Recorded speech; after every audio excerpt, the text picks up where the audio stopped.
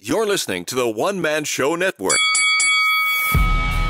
Welcome to the MMA Fight Picks Podcast with your host, Aaron Weinbaum.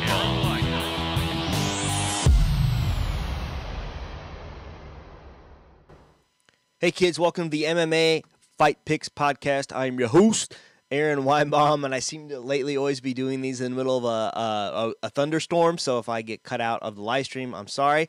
If you're on Periscope, feel free to help me pick a few fights, and if you're on the YouTube, feel free to hit subscribe. Let's get started. We are picking for Bellator 222, MacDonald versus Gracie.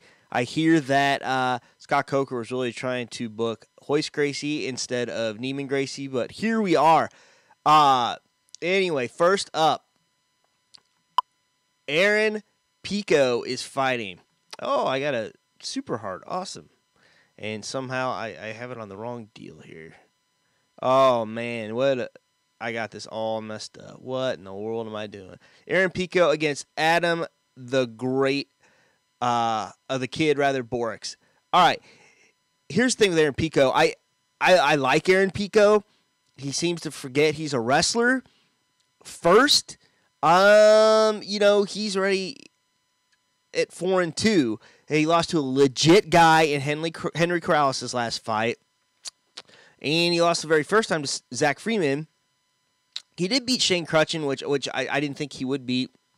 And now you have Adam Borics. I feel like they're kind of feeding this guy a little bit, but he does have some wins, man.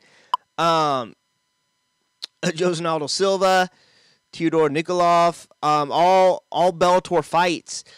But, as far as the experience goes, man, this is tough to pick.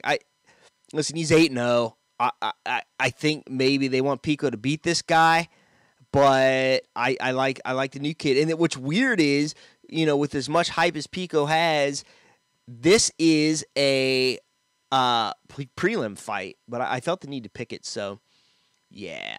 Oh man, this guy Dillon El Jefe Danis, best friend of Conor McGregor, going up against Max Humphrey. Now this is at 175 pounds. I guess they call this Danis weight. I don't know if it's because he can't make 170 or I don't know. It's kind of a strange deal. But let's take a look at Dillon for a second here. 1-0, Kyle Walker. A neat little submission there. It was a toe hold, really smooth. And then you got Max Humphrey. 3-2. Okay, obviously they want Dillon to come in and beat this guy. He last lost to Anthony Goldfield in Cage Side Promotions in Kansas City. Before that, a win against David Newton Clark. This guy's from Missouri, I guess. And it doesn't really say where he is from. So anyone on here, correct me if I am wrong, but he seems to be fighting a lot of Missouri events. Joplin, Missouri. Yeah, I don't know. Listen. I know he has a couple submissions, but he's got some submissions against him.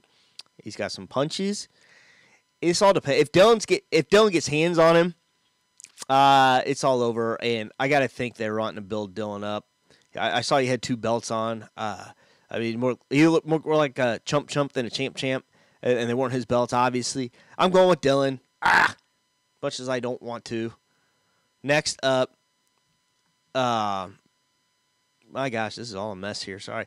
Darrion Caldwell, Kyoji Horiguchi, a rematch because Horiguchi beat Caldwell in Ryzen. So let's take a look. I mean, this is kind of a pick'em here, I think. He lost to a submission in Ryzen, kind of an unfamiliar territory for Darrion. Before that, he was on a tear. This is, of course, for the 135-pound belt in Bellator. And then you got Horiguchi. Not lost yet.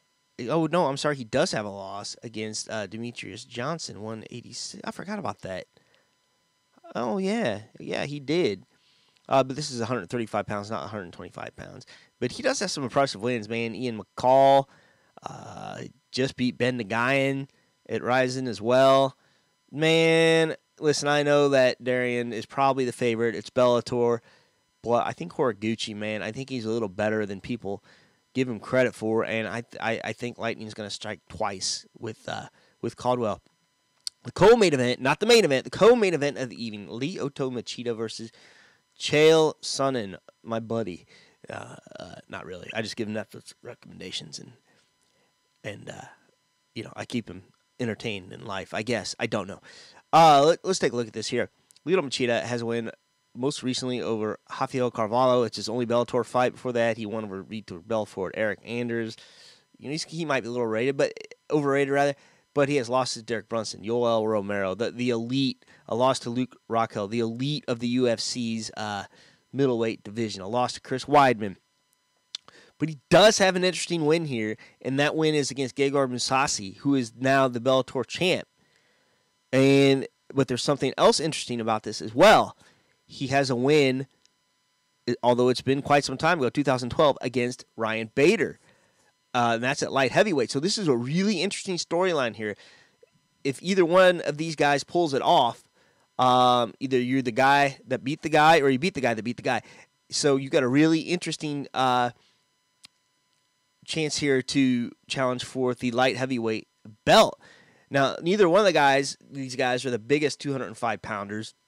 Both have fought at middleweight. I don't see Chael fighting at middleweight again, but he might. He may surprise me. I don't know. But let's take a look at Chael's last fight. Fedor Emelianenko. Chael wasn't doing bad. I think he may have underestimated, Sambo versus wrestling. Fedor was a really big guy compared to Chael. And he just kind of outmuscled him a little bit. Kind of used Chael's momentum against him. He tried some weird roll at the end that may have worked on smaller guys, but, I think Fedor's just too heavy. He couldn't get him over where he wanted. For that, Chael's got he's got some wins over some big dude. Quentin Jackson he was a bigger guy in that fight. He looked out of shape, but Quentin Jackson is still a Quentin Jackson, and he's still, I don't know why I'm saying it like that. He's still a guy to be reckoned with here. He beat Wanderlei Silva. I think Wanderlei was motivated for this fight. I think he trained hard. Lost against Tito, lost against Rashad Evans, and that Rashad Evans fight was 2013 before he was suspended, I believe. But he's got an impressive win over Hua. Listen, Chael's got some impressive wins, and the key to this fight is this. If you're going to bum rush him because you get frustrated like Ryan Bader did back in 2012, you're going to get countered and probably knocked out. The key is you can't really keep Lyoto at bay. You got to close the distance. And Chael's got to do that ugly. I don't think he's going to want to do it by throwing a bunch of punches and kicks, which he doesn't really do. He obviously wants to set that up for the clinch or the takedown. And, that's his key to victory. Can Chael's clinch take him down? I know Chael's double leg probably can, but can he get in there without getting kicked to the face? Because, that's kind of Lyoto's wheelhouse. I think he's got to clinch him. He's got to body lock him. He's got to take him down that way, and he's got to smother him to death. Am I picking Chael? Yeah, I am. I think he's got it. And hopefully he's been training hard. He's been a little more active lately. So, Lyoto has not fought since, December 2018, and Chael might have been right around that same time, actually. No, it was October, so he was a little more active. But I don't know. I think Chael's a gym rat. I think he stays in the gym. So we'll see. I'm going out on a limb here, Chael. Don't disappoint me. Next up, Rory MacDonald versus Neiman Gracie. And then there's rumors that John Fitch is weighing in case a guy doesn't show up. I think they're doubting that Rory shows up, which is a little weird. But, he said some strange things. I think this might be a little too soon for Rory to fight. He just fought in April, and, it was a knockdown drag-out. And he said some strange stuff at the end. He may need a little more time to recover, but let's take a look at his record. Just had a draw with John Fitch. Better fight than anyone thought that was going to be. Lost to Greg Marzasi trying to move up a weight class. I think Greg was just too big, too strong, too fast. But look at this, man. He's got wins over Doug Lima, Paul Daly. His last loss before that was Stephen Thompson, and back-to-back losses, Robbie Lawler back in the UFC. And you got Neiman Gracie. He's a Gracie. I get it. He beat Ed Ruth by submission in December, but listen, if I'm going to go strength the schedule here, he's fought a bunch of guys I've not heard of. Javier Torres. I mean, guys that don't have Wikipedia pages. I don't even know if they got Sherdog pages. They probably do. I don't know. That's not very nice. But strength of schedule, experience. You know, this isn't a grappling contest. Rory's smart. He's strong. And I think Rory's in the right state of mind. Rory wins this fight. And that's it. That's going to do it. Thank you for all those that have watched. Thanks for the Super Hearts. And until next time, shalom. Please remember to support the podcast by visiting the affiliate links on AaronSaysWhat.com.